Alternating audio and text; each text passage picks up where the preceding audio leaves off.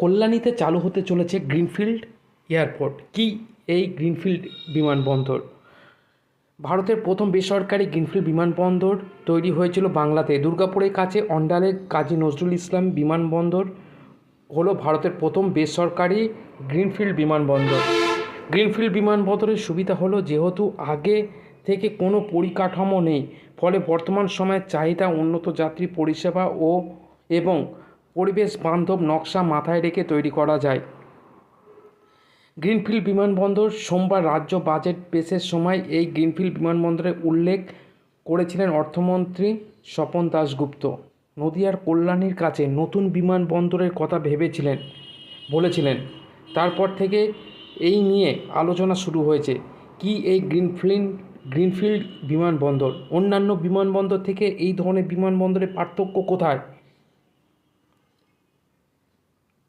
গত 22শে June budget পেশের সময় অর্থমন্ত্রী স্বপন দাশগুপ্ত বলেছিলেন, কলকাতা বিমানবন্দরে যাত্রীদের ভিড় উল্লেখযোগ্যভাবে বৃদ্ধি পাওয়ার ফলে উদ্ভূত সমস্যার সমাধান এবং আঞ্চলিক অর্থনীতির বিকাশের লক্ষ্যে কলকাতায় একটি দ্বিতীয় বিমানবন্দরের প্রয়োজন।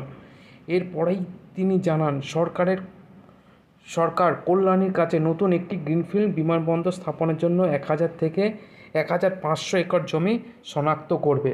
তো এই যে 22শে জুন যে বাজেট হয়েছিল, সে বাজেটে কিন্তু পরিষ্কার জানিয়ে দেওয়া হয়েছে 1000 থেকে 1500 একর জমিতে যে ফাঁকা জায়গা পুরো কল্যাণীতে, সেখানে কিন্তু বিমানবন্দর শুরু হতে চলেছে খুব তাড়াতাড়ি। তো এই জন্য নদিয়াবাসীর জন্য খুবই এটি ভালো খবর, সুখবর, যেটা খুব সহজে আমরা বিমানবন্দরে পৌঁছে যেতে পারবো, যেখানে আমাদের কলকাতা যেতে মিনিমাম